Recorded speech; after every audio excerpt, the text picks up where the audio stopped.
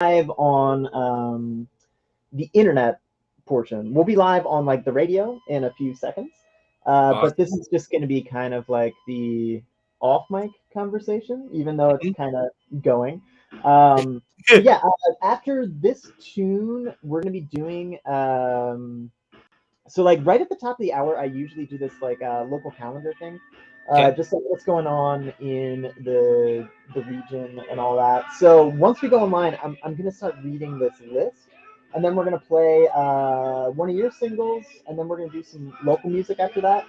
Cool. So when we come on the air, I'm just gonna be talking a lot like right out of the gate, and that's just kind of what's going on. But yeah, after that.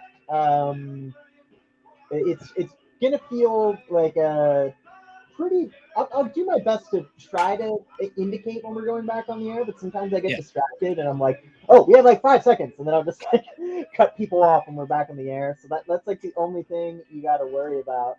But yeah, that brings us up to date. How you doing? I'm doing great. Yeah, I just got back from camping, so. Yeah, where did you go? Were you up north? Were you just south? Just out in Wisconsin, Airbnb on a cabin. So. Nice. Yeah. Nice. How long were you out there? 4 days. Okay, yeah, that's not a bad. That's a good. I ended up writing like a 45-minute long synth piece out in the woods. So Nice. I gotta see if it's any good. I don't know. I feel good in the moment. Well, I mean, like I was like just kind of thinking about this earlier. I mean, it was just like, well, also like this conversation is always an interesting one for me to have because it's just like it gets to the point where like what is good, and then there's like a certain point where it's like what's been done. Yeah, know? Exactly. Yeah.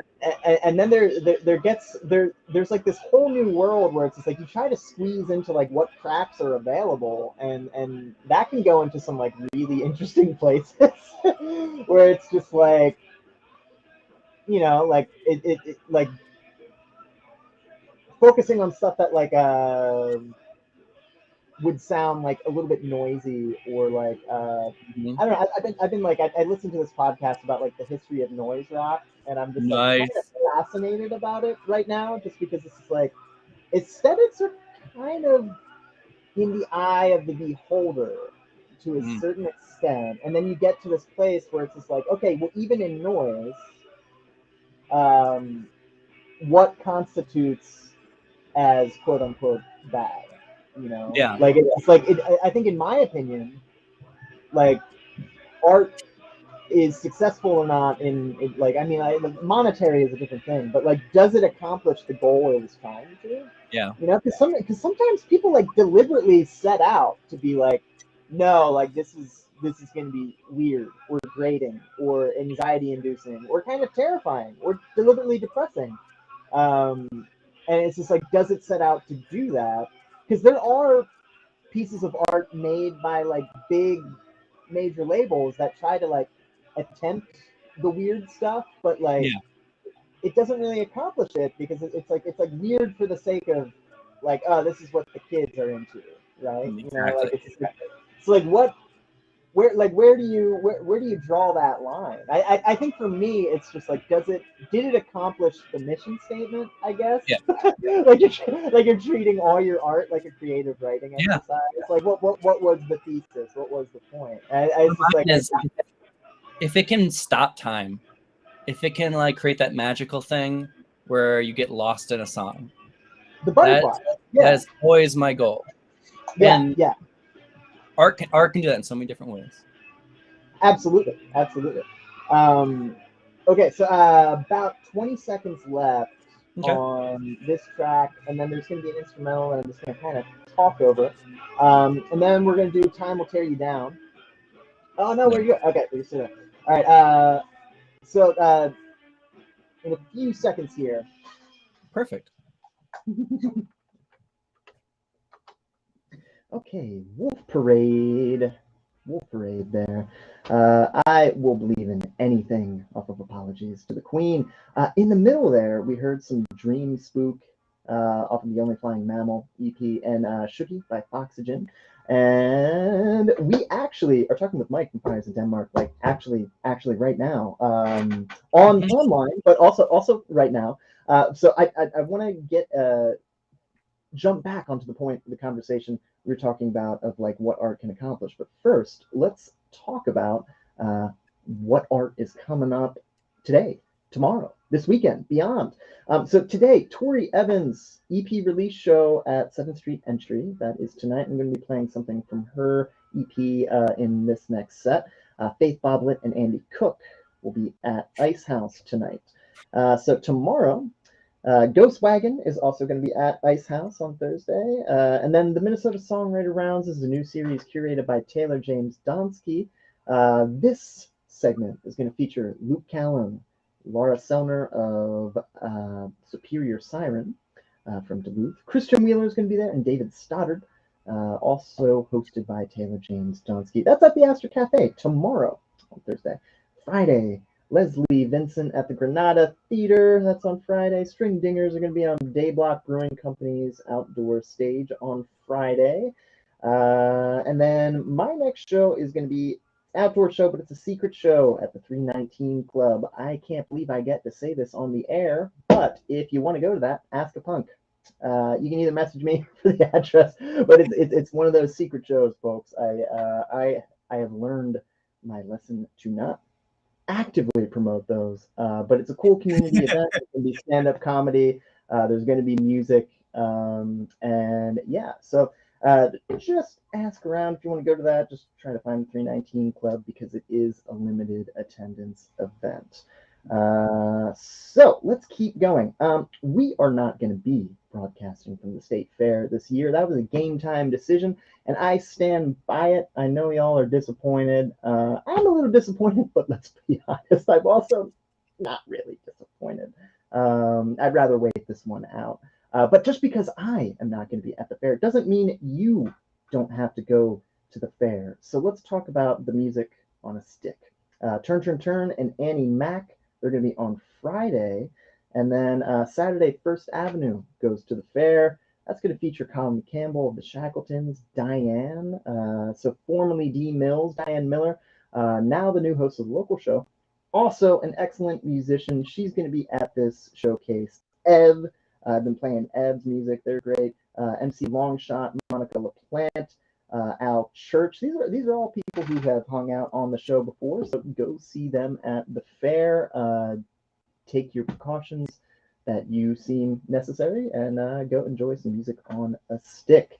So also Saturday, Molly Mayer at the Grand Oak Opry. That is another private event, so please message the Grand Oak Opry or Molly Mayer for more info on that. Limited attendance and limited seating is just in play for that, and it's at a private residence, so please be respectful.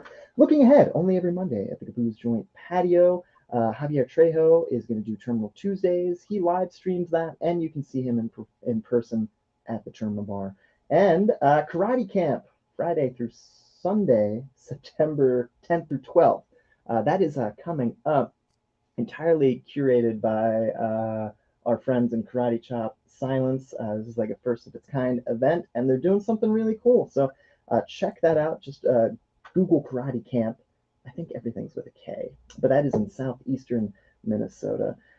Think I missed something, or you just want to hear me mispronounce your band name on the air, email it to Desert Islands, KFAI at gmail.com. That is Desert Islands, KFAI at gmail.com. I will see things if you send them to me on Twitter or Facebook, but the only way to like guarantee I'm definitely going to look at it is if you email me. So please keep sending me stuff. I curate that whole segment from things you send me. And yeah, I like what we're doing so far. Okay, so now that we got that out of the way, I am speaking with Mike from Fires of Denmark. So how are you doing? Thank you for coming on the show. We're going to play a new single, and I want to ask a question about this single. Yes. So I want to play Time Will Tear You Down.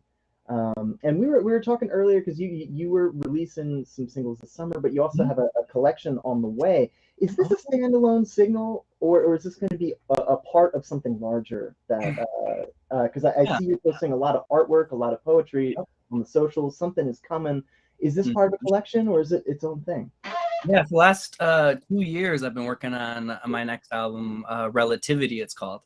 And all of the singles I've been releasing together, if you kind of put them together, they're a little bit of a poem. I think I released them backwards too. So that's kind of setting up the theme for the upcoming album, which will be out on October 8th, as long as everything's okay with everything. Of course. Okay, so so everything is leading to a direction. Let's talk more about that off mic, but let's actually, it's past the top of the hour here on KFAI, Fresh Air Community Radio. If you're just tuning in, this is Desert Islands. I'm your host. You can call me Doc, and I'm making a mixtape for Fires of Denmark. We're about to hear one of the new singles here on KFAI and more local music, so stick around for that. Off mic, you can hear us chat. And then we'll be in and out. So if you're one of the fans that likes to play at home, please don't do both while you're driving. If everything gets archived, you can just watch it wherever in a safe place where you're not watching the road. So here is new Fires of Denmark on KFAI. All right, there we go. Now I gotta type in the metadata to make sure. It's the one thing I always forget to do at this point is like I get that calendar going and then like I I have to type the metadata and now the software froze. There we go. Come on, Spinatron.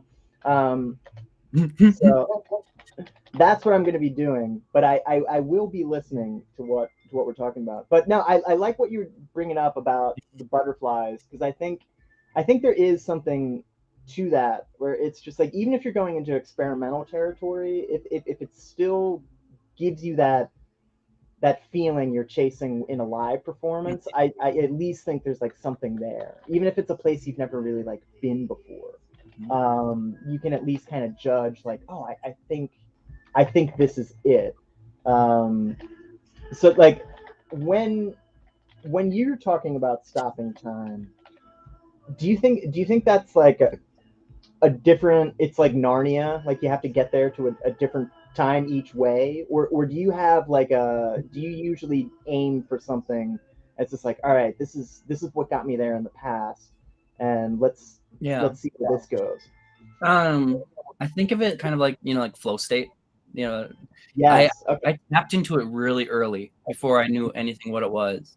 Like as soon as I started playing live at like 15, everyone always talked I was like a Jekyll and Hyde kind of thing, where I just completely turned into a different person. I don't know. I was like, I was obsessed with AC/DC at the time, because I was like 15. So I was like Angus Young, where I like run around, just jump off. Yeah. I would black out at shows, so I never remembered any of it. Yeah. And I played my best when I blacked out, and I never drank at that time or anything like that. So it was really interesting. Then I realized later on in life what was happening was going to like a flow state, like this stream of consciousness thing. It's really interesting about flow states too, because like once you learn about what they are kind of weird in where it's just like, because I tried to focus on live performance of just like, can you play a groove to a point where like you get into a flow state? And you absolutely can. But the funny thing about them is, have you ever noticed the second you like almost acknowledge you're in a flow state, that's when you get kicked out of it? Like, it's not. It's like the one time I can't. It's just like this. I don't know if it's a super ability, but like my brain. Is it like dreaming, where it's just like once you're in, it's just like, oh, I'm just kind of here now, and I'm gonna, because once I get there, for me, it's like this weird thing where like it's this oddly, it's this like it's like this weird thing where it's like you if you acknowledge it, it goes away, but if you just enjoy it, if I stop, it like spirals out, and it can take you places. But the second you're like in that spot where you're like, hey, I think I'm in a flow state, it's just like, I'm like, oh no. Like you can kind of get back to it, but like, I don't know, I think everyone's different with it. For me, it's like a good lesson in being present, where it's just like, oh yeah, stop stop looking for it, stop trying to acknowledge it, and just let it happen, let it take you to the place. Because I don't think it happens by accident either. I think when you first get into them, there's like that weird thing where like they happen by accident, but after a while, it kind of turns into like a weird form of meditation. Yeah. Where, like you can kind of build into getting there. Yeah. But I think that might be different for different people, if that makes sense. Have you ever tried? Okay, this might be a way off the deep end question. Have you ever tried making your own binaural beats? Yeah, that's what really? I think. Yeah. Actually, I think the theory of binaural beats, because the theory is that in your left speaker you have that one wave, yeah, and then the right speaker it's just like 5 cents off or 10 cents, or right. That separation creates a new wave. So yeah, in all of my music, I actually do the same thing where I double track everything, and I always put one on left and put one on right, and I play them twice. So they're going, and I the second time I play it, I always have it just slightly bent a little bit, so they are not always, and it creates that same kind of feel. So my music is, I've gotten a lot of people kind of feel that don't understand, like, or like don't realize what I'm doing to their ears. They're like, yeah, I get zoned out to your music, and I'm like, yeah. You're like, exactly. That's okay. So do you try to aim to do this live, or is live just like, because how would you accomplish that without? Live is completely. So I go kind of more to, so the live, it's more hypnotic on a rhythm, a repetition. Yeah. So this newest album, I actually got it from the Remain in Light album. David Byrne wrote a book, Talking Heads book, about how they wrote the Remain in Light, and talked about how focus on how they do. This album, what we did is we went to a Frank Lloyd Wright house.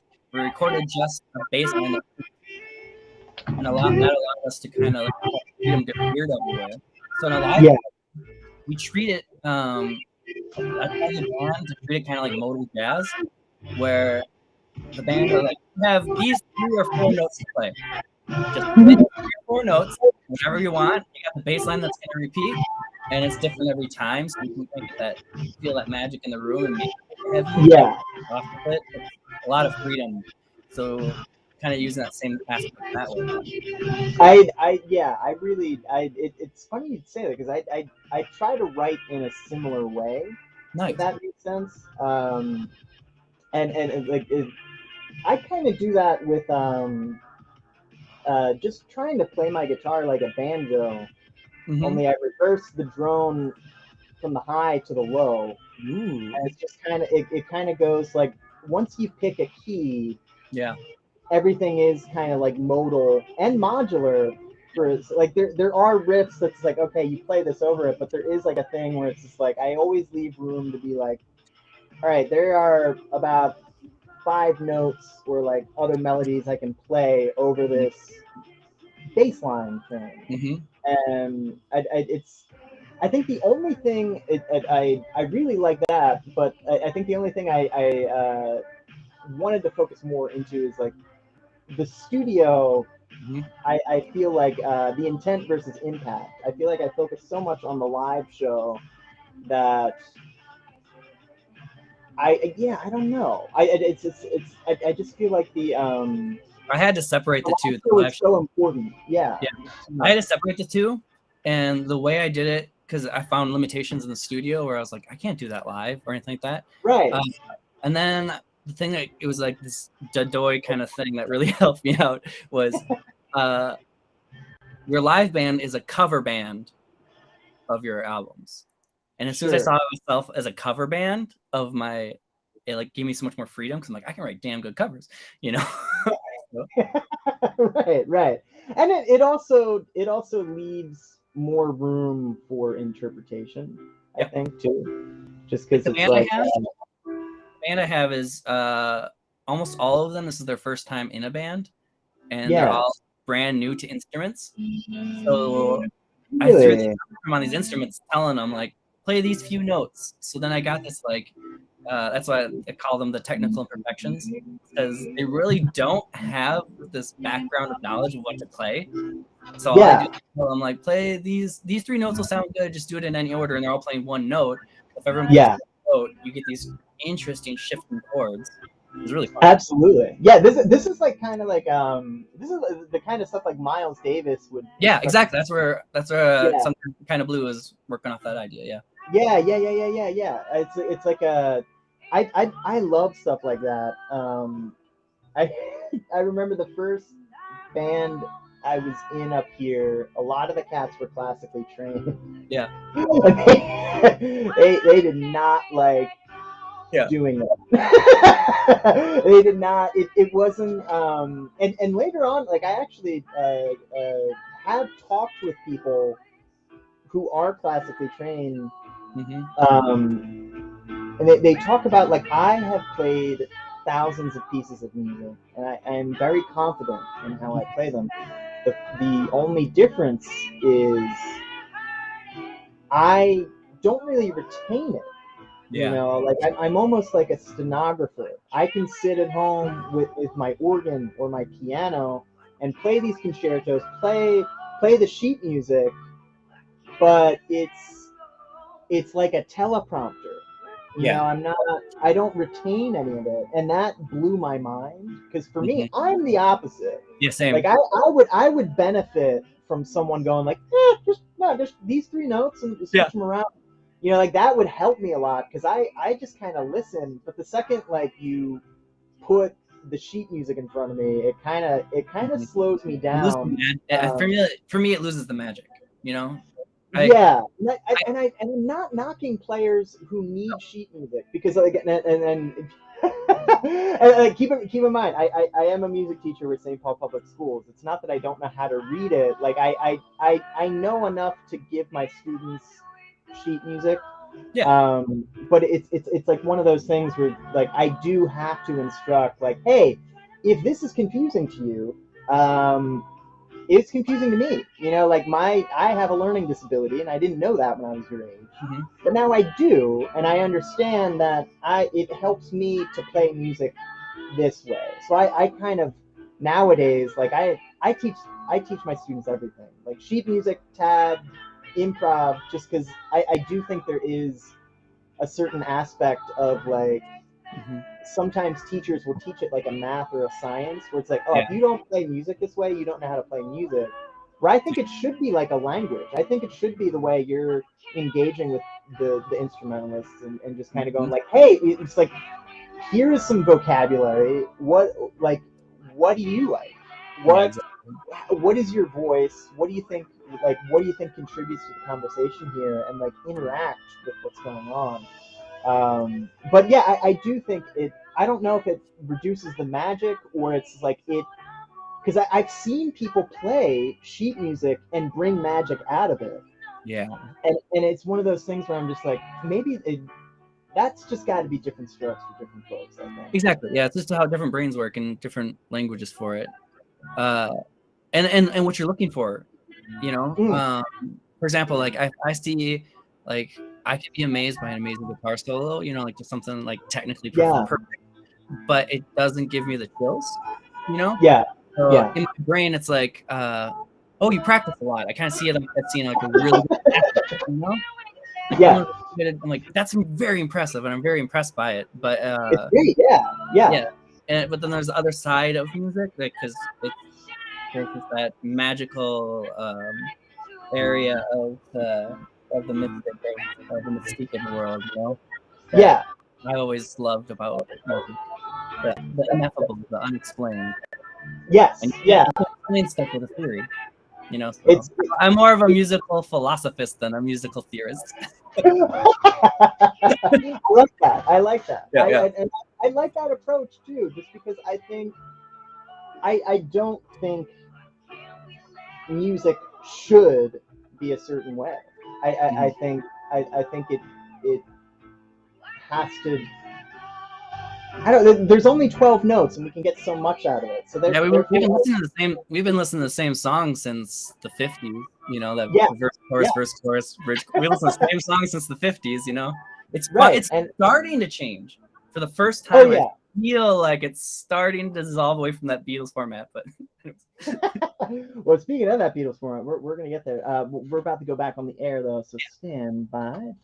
Tori Evans, you just heard "Let Go," that single, and she's got some new music. It's gonna be debuted at the 7th Street Entry tonight. We also heard "Lays and Low," new "Lays and Low," "Conditional Love." That is gonna come out in a few days actually, and they're gonna have that track is out. The release show is in a few days, September 10th. So be on the ears and eyes for that. And New Fires of Denmark. Time will tear you down. So let's talk about because we were talking about this off mic, and I want to get back to the conversation we were having, but I also want to make sure the new listeners coming in to Desert Islands also have the who's, the what's, the where's, and the why's. You mentioned you put a new band together. So let's talk about that. Who's playing with you, and how did you form this project? Because we were talking about it off the mic, so people who were already into just hold on and let's let people catch up. But for the people just tuning in, let's get to know this new project, because this is like a new group of players for you. Yeah. So for the majority of the Fires of Denmark discography, I'm playing all the instruments, recorded, mixed, and produced in my basement with me playing everything. And for this time, I kind of wanted to try something a little different. So I got some of my really good friends, some people that haven't played music professionally at all, some people that have been in other bands with me. And we got a Frank Lloyd Wright house for like 4 days. And it was really great. We brought the studio over there, recorded about 22 different kind of tracks that I ended up like taking little parts from to build the next record that's coming out. And we had Topo from Sean Laurie from Topo. He came and played piano on there. Chris Stellick from Model, he joined us. Nick Sampson, who Nick Sampson, he's never been a band. I threw him on the 808 and he killed it. I think your mind would really like this 808, and you just picked it up like nothing. There you go. And then Chris Costello, and then my wife Sheila joined us, which is great. She's playing some modular synthesizer stuff. Perfect. And then my best buddy, he goes by the name Bass Druid now. He's a very private person who lives in the woods. And we call him Bass Druid. He's the one that playing the funky grooves on it. I made a record with him back in 2009 called Versus the Lion, and so it's great to be making music with him again. So where did you find? Was this? How do you find a Frank Lloyd Wright house? Can you rent them like Airbnbs, or did this? Yes, there's a couple Airbnb. Yep. I also brought. I don't know if you know Tyler Ogg. He's one of my great buddies, and he's filmed all my music videos. He's a videographer and documentarian, and he's been traveling the U.S. documenting Frank Lloyd Wright houses too. So I got he has a little extra information for me to help me track these things down. Perfect. What a location for anyone to craft a record. But I think the style and soundscapes you craft really like that pairing. I really like that imagery of just imagining you in a Frank Lloyd Wright house. Like Tyler came with us, and he's filming he filmed a documentary or film footage there to put a little documentary with the album release and everything. And we have a couple music videos too filmed out there. Nice. Well, I am definitely going to be on the lookout for that. If audiences like what they hear, where can they hear it again? Just because we just heard your new single at the top of that set. Anywhere you listen to music. So I got the Spotify, I got YouTube, Bandcamp, all that good stuff. SoundCloud, I have it all in there. And these videos, I'm assuming, are probably going to be in the same place eventually. Yep. Perfect. All right. Well, check that out. We're going to have more from Fires of Denmark here on KFAI, and we're going to have more from the mixtape I made based off of Mike's top 10 records they would bring to a desert island. Let's keep going. Here's some LCD Sound System off their record American Dream, Oh Baby, here on KFAI. Yeah. It's like, yeah, so that's so which one did you go to? Was it one of the ones in Wisconsin? Yeah, it was Two Rivers, Wisconsin. Okay, yeah. It's amazing like how many of those are out there. Yeah. And they're mainly in our area too. Like that's where I know. practice studying. That's like the craziest thing. It's like I wasn't aware how many there are actually. Mm-hmm. And then when you start bringing in the students, are the ones that were like projects from that he was teaching a student to do, like apprentices stuff. There's even more. Wasn't like House on the Rock like one of his like rejected students? Like I heard some sort of like rumor that like he was a Frank Lloyd Wright student. The House on the Rock was one of his projects, and he like showed it to him on paper and kind of like, we're gonna take this style, right? But I want to do this to it. And Frank was just like, I don't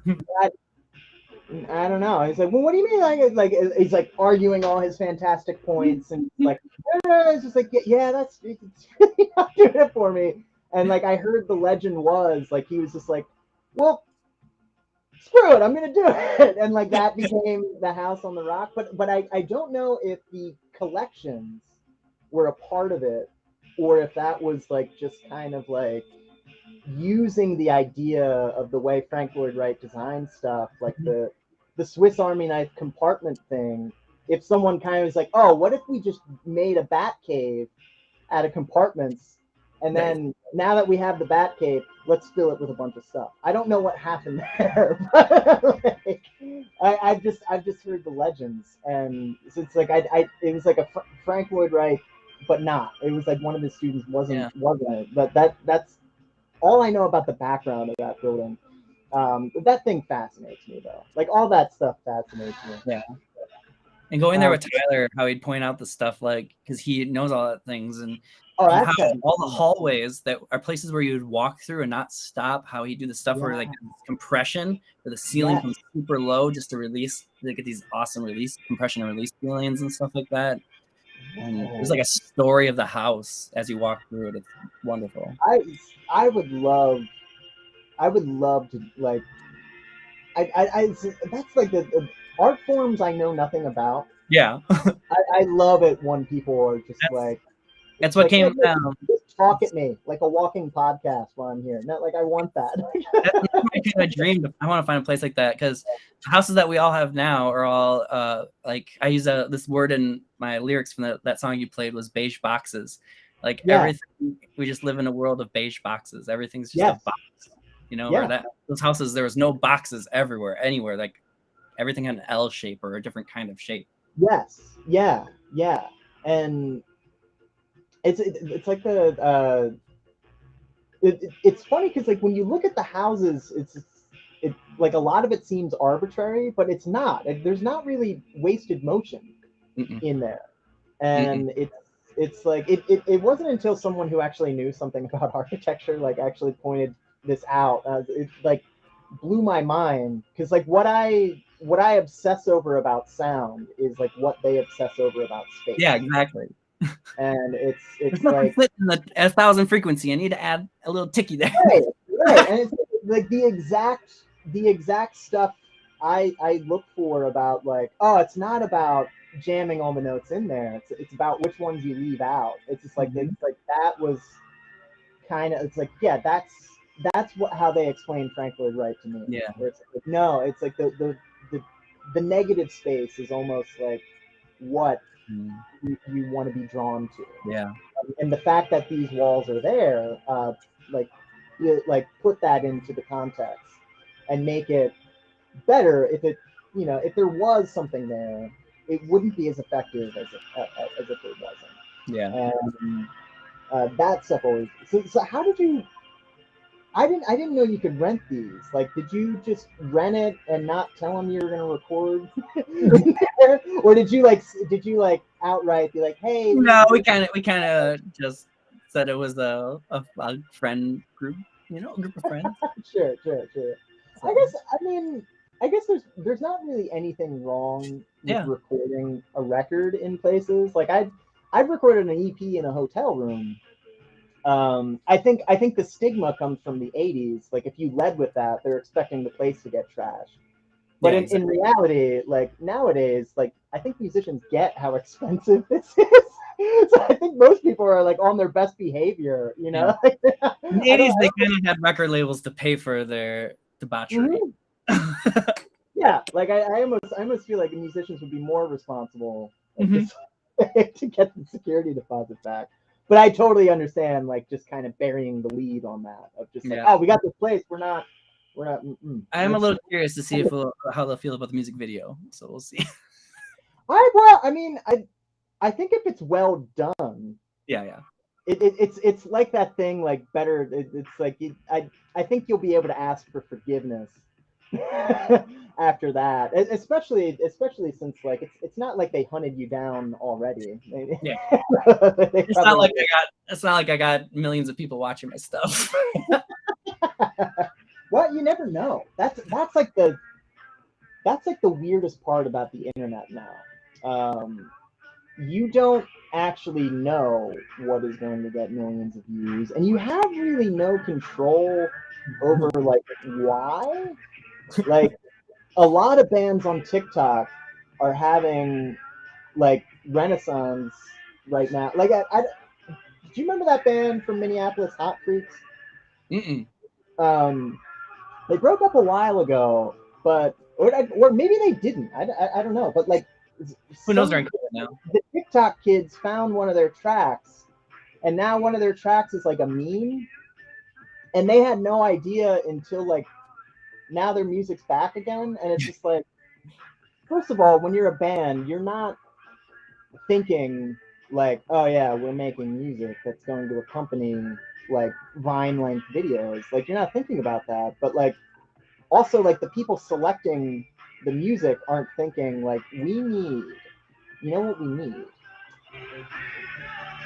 an indie rock band from the Midwest that hasn't, like not too recent, but not too far away.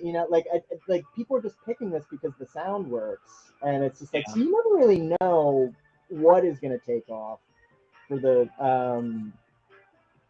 And I almost feel like that also works in reverse too. Like if you try to make something viral, like if you try really hard, two things are going to happen. Either nothing's going to happen because you're trying too hard, or you turn into Rebecca Black. And it's just like Yeah. you try to put it so hard into everybody's faces that everyone like negatively reacts to it, and then it becomes like viral for the wrong reason. Yeah. It's like I don't know. I almost think it's better to just create without even thinking about that stuff. Because like if it, no one can control if something goes viral. That's why it's called going viral. And anyone who says they can control it is either lying or has millions of dollars. So it doesn't really matter like what they think anyway. They're gonna force it to happen, and it doesn't matter. But yeah, I don't know. Maybe it will. Maybe it won't. But like I don't think that's like the main goal anymore. Or I don't know. I don't even know what's happening with like the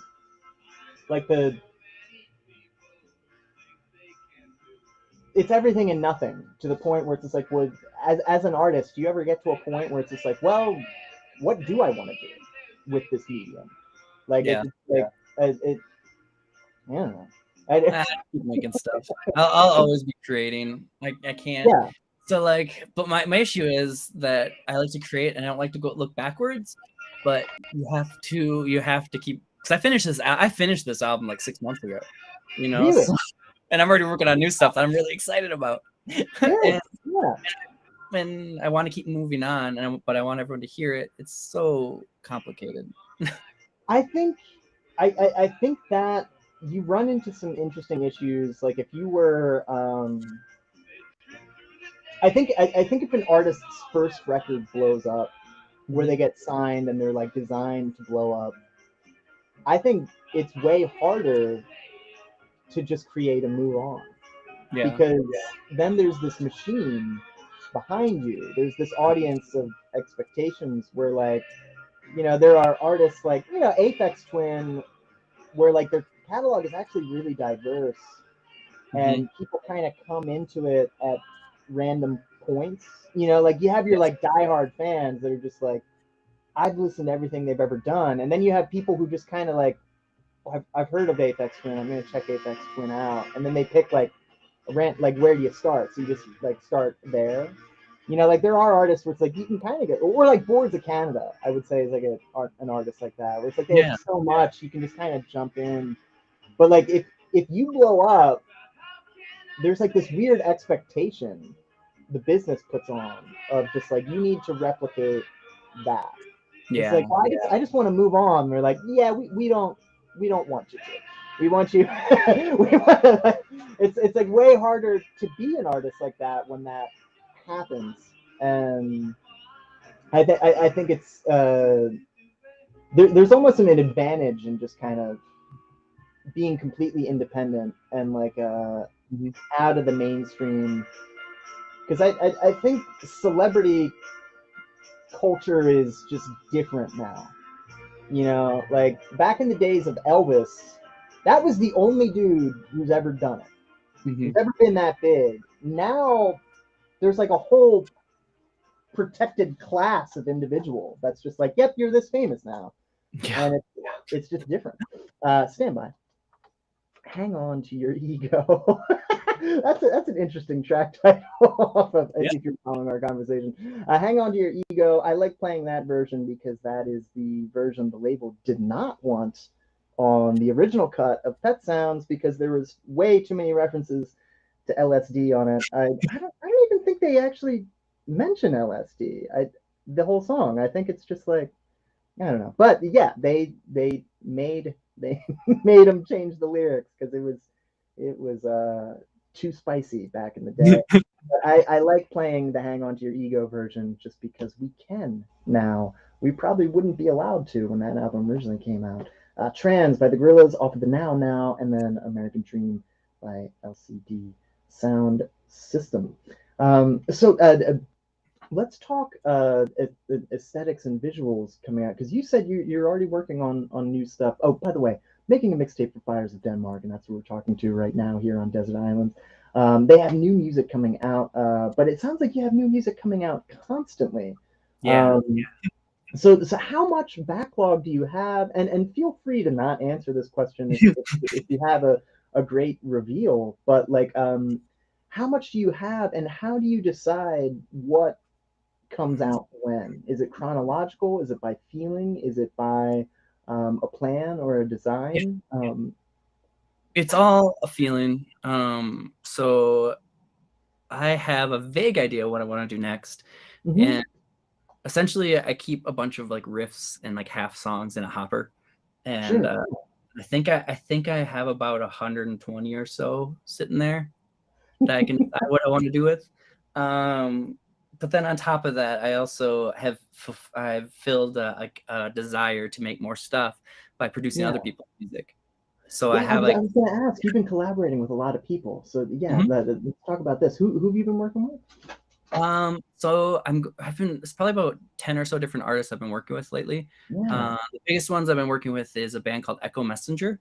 I produced his acoustic EP, and then also released a couple of rock songs, and that's been doing really good. I'm also working on an Annie Ediking solo album from Annie and the Bang Bang. Oh, nice. Yeah. Oh, it's dark and it's great. And it's really? She came on the show while I watched this. It felt like years ago, but it was really this year.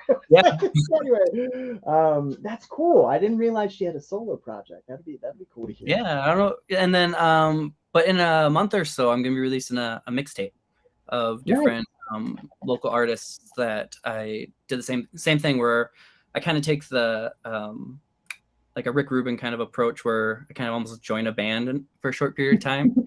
And they'd bring me half-written songs or something like that, and I'll come and just do my Fires of Denmark stuff all over it, just flow it on there. Oh, here you go. Really, really fun thing. I got a mixtape coming out for that. Like John Seaver, some Loudmouth Brass is on it. Yes, Chris Schaff from Goodnight Gold Dust. Oh Sure. yeah. Colin. Yeah, I think that's all of them on there. There's one more, and then we're going with Jay Havoc too, which has been great. Yeah, Jay's great. Well, that does that have a release date, that compilation, or is that just kind of like still collecting? What do you think? Do you think I should release it? My album's coming out in October. Do you think I should release it before the album, or do you think I should release it after? That's a good question. Yeah, right. Because the game has kind of changed on that. Mm-hmm. Like before, especially because like I try to talk to a lot of different artists. I try my best to either get way ahead of their release, so there's like some momentum, or if they're doing something, because like time is just kind of moving around so much. Where it used to be, when you're planning releases, there would be this whole thing of just like, oh, we got to put a lid on it until October 10th, or like whatever your release date is, whatever, like X date, we got to put a lid on it. No one can know. But now it's interesting. There's almost like a strategy of like leaking your own work, mm-hmm. putting the date out, and then letting people get acquainted with it.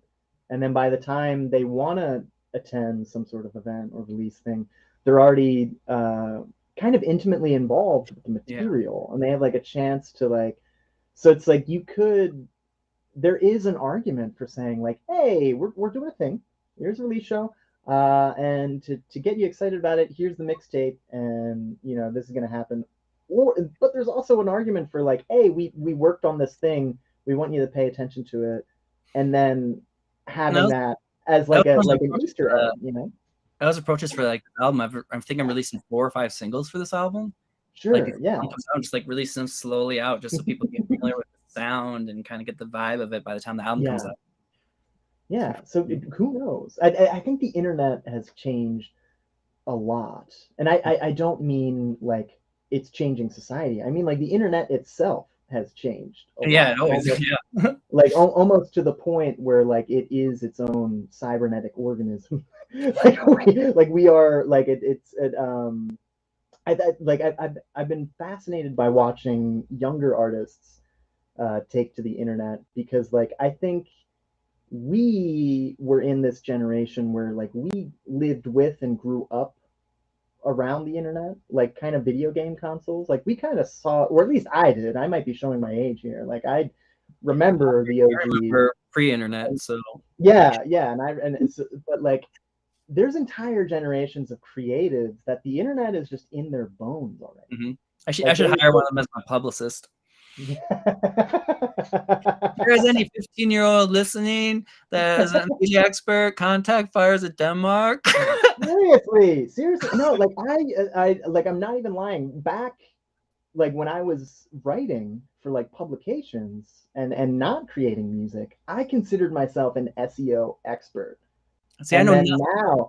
Now I know nothing. Like I remember having a consultation with somebody, and I was like, I don't need help with SEO. I already know how to do SEO. Nope. It's changed. It's changed so much. I don't know what I'm doing. It's like it's a new game, and you're absolutely right.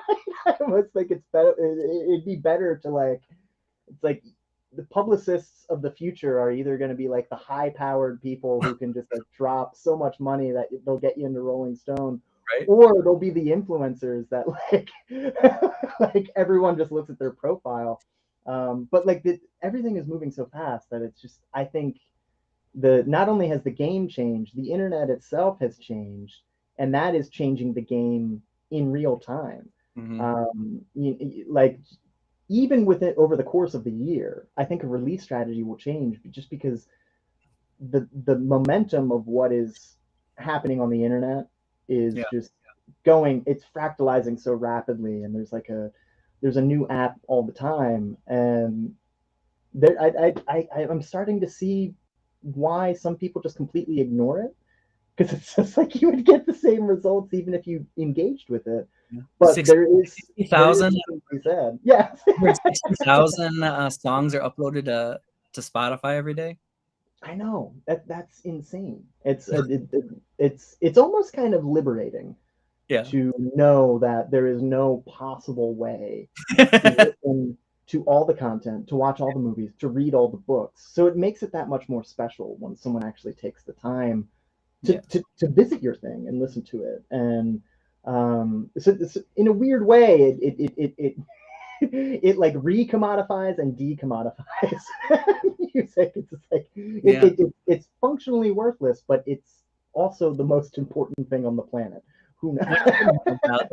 Important things shouldn't necessarily have a value. So it's a complicated coin. Very complicated coin. Very complicated coin. Well, we are not going to solve this issue today. So if you're just tuning in, I'm making a mixtape for Fires of Denmark. Talking to Mike right now, and we are going to get into some Devin Davis when I turn 99 here on KFAI. Oh, this Devin Davis record is so great. So how do you know Devin Davis? Because this was one of the records I never heard of. Never heard of Devin Davis. Never heard of this record. Every other record on the list, like I was like, oh yeah, Dream Spook. Like my friend got me into Dream Spook. I was like, oh, that's cool. Like it was one of those moments where it's like, you ever just talk about a band, and then someone's like, the next conversation you have, they mention it, and you're like, wait, it's like that's kind of what it was. Looking at your list, it's like, oh, someone's just talking about that. But I don't know who Devin. Yeah. Like I'm familiar with Devin Davis. So freshman year of college. Yeah. Ben Gibbard put out an iTunes mixtape of the songs he was listening to. Yeah. You know? And I was just like, oh, cool. And number one was this, I think, Left and Leaving by The Weaker Thans. Okay. Yeah. Absolute favorite record. And so I went out and bought those two records, and Devin Davis was number two. And he is a guy from Chicago. And while he was interning at a recording studio, he had free recording time, and he did this all himself. Whoa, okay. And I don't know much more than that. He stopped doing music. He's only released one album. And I'm friends with him on Facebook and Instagram. So he now does the music for the Chicago Art Institute. He does all the music there, and he's the sound guy, so when they have events. But about a year ago, all of a sudden, I saw that he opened up a studio, and he was doing mixing and mastering services. So I contacted him and had him master my Relativity album. That's awesome. Nice. So I was like, you were one of my huge role models as a single musician, doing their thing. So does he live in Chicago still? Yeah. Okay. Cool. But I highly recommend listening to this record. It's there's lots of Easter eggs in it. It's great. This record was hard to choose what track I wanted. Yeah.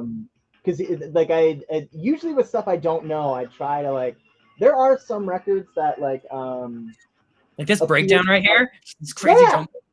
Yeah. Because heavy with the saxes. A lot of transitions. His composition is a masterpiece. Canyons in the Courthouse. There's 30 different parts in the song. You don't even realize. All the songs are 2 minutes. He goes places with this. It's hard for me to pick a track on this record. I tried to jump around. I mean, there are records that appear quite often on the show where it's just you kind of get an idea of like when I saw the White album, I was like, oh, I think I know what to play, and then you're like, no, the Lennon songs, and as soon as you said Lennon songs, without even looking at the track list, I was like, hey, I think I'm feeling Glass Onion or Dear Prudence, or maybe some of the Revolutions if some of the other records are out there, but stuff I'm not familiar with, I try to try to dive in and at least if I don't have time to listen to the whole record in a sitting, I at least will click around it several times. Yeah. Oh, that I definitely that's the fun thing about having a 2-hour chunk of time. The 10 list is just almost a jumping off point. Yeah. I encourage people to give me more. One time Mark Mallman gave me 50, and I totally encourage that. I actually like as many as possible, and I like to get as many on the list as possible. But yeah, this record is weird because it has this odd mystique still to this day. I feel like, and Mhm. it's always it's I don't know. It's always one of those records that like I it like this might be on my list if I'm being honest because it was a I always huge come back to it. influence on me. I always come back to it. Yes, I always come back to it. Where if Love it. not the entire record itself, like a song. Mhm. Like every once in a while, you just get the urge where it's just like you just want to listen to "Oh Comely." I was just gonna say that, yeah. It's like or "Two-Headed Boy." You know, like it's but sometimes that track changes, like this one or "Ghost." Um, Airplane over like the like huge rock yeah, song. yeah, it's just like the. But I love the way he like overdrives the acoustic guitar and just like the guitar tones on this record are just seriously unique. And I don't know what it is about this record. And honestly, I have to confess, like I am definitely one of those people. I am not gonna pretend I actually like will put Neutral Milk Hotel on like my Mount Rushmore. I Yeah, actually am not into their other stuff. I like yeah. I'm not. I'm not. It's like this It's just a record. magic record. It really is. It really is. And it's not that I think the other records are inferior. It's just like it didn't speak to me. I'm not gonna like tear down Yeah. tear down someone else's work because what's the point of that? You know. Mhm. It just there are plenty of podcasts you can listen to that all they do is tear down Wait, what is that bands. giant trombone right there? Oh, that's great. Oh yeah, it's like the I gotta spell Neutral. I gotta correctly type. I always spell neutral wrong. Yeah. There we go. My band versus my first record, solo record, Versus the Lion, that I did on Yeah. Versus the Lion is very heavily inspired by that record. Oh yeah. The horn And section. there's something about this record that inspired not just like freak folk people, but like a lot of people drew inspiration from that record. This record too, like Remain in Light is oh my god. I Flawless. for a while I think I would say no. For a while I said the Talking Heads were my favorite band, and I think the word favorite band kind of it changes. Yeah. But also favorite band doesn't always mean band you listen to the most. Yeah. Um, and Talking Heads for me, like conceptually, love it. The grooves are great. The songs are great. Like it's just, I don't know.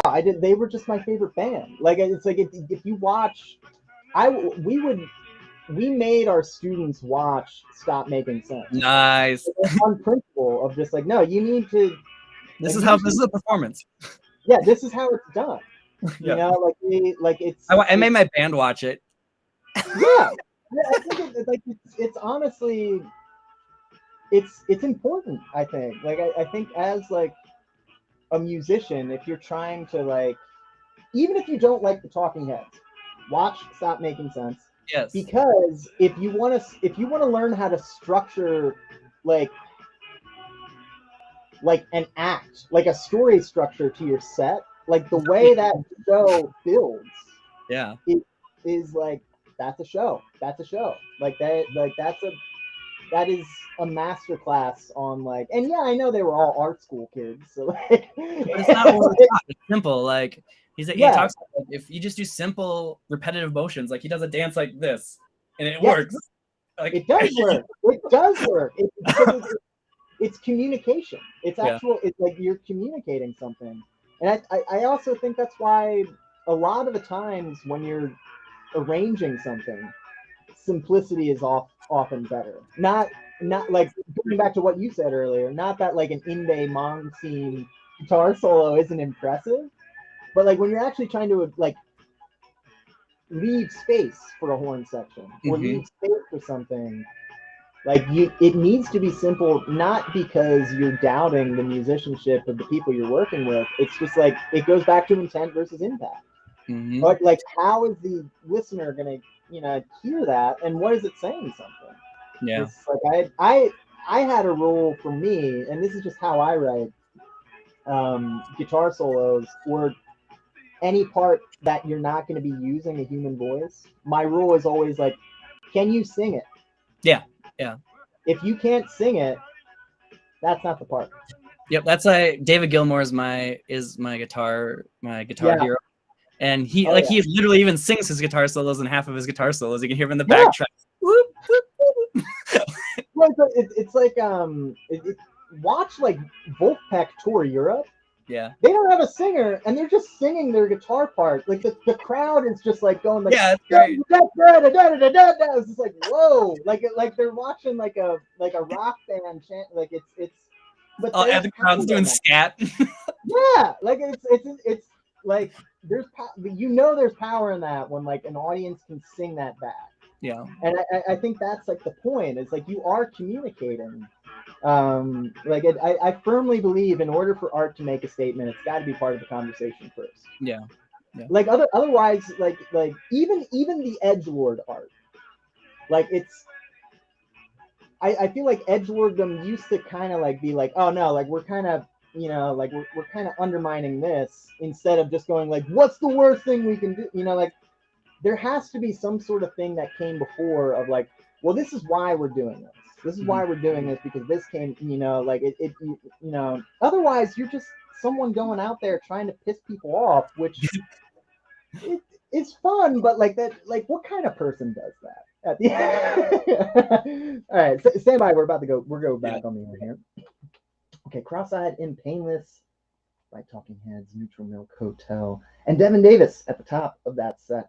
Okay, so here is the thing. This happens often on this show.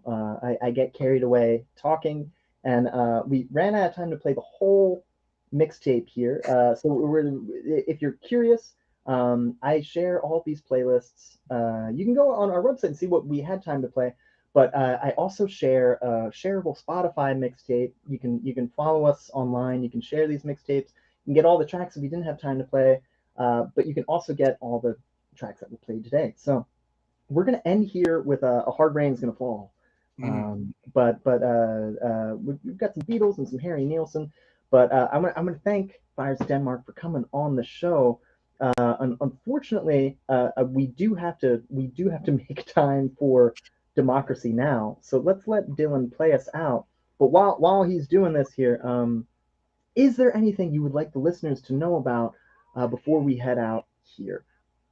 Yeah, new album coming out on October 8th. We got a few singles out, streaming everywhere, Fires of Denmark. And I got a pretty large catalog of other stuff if you're just finding out about Fires of Denmark. So yeah, seriously. Yeah. Well, where's the easiest place? Is there a specific streaming service that you'd like listeners to be directed to? Whatever you use, SoundCloud, Spotify, all of those work. Firesofdenmark.com has links to everything and more information about me and the band. Perfect. All right. Well, new single is out right now, and an album is coming out in October. Mike, thank you so much for coming on the show. This was a blast. It was a blast talking to you. Yeah, good to see you again. New music from Fires of Denmark. Please check that out. Next week we have Taba. Stay tuned for Democracy Now. Woo!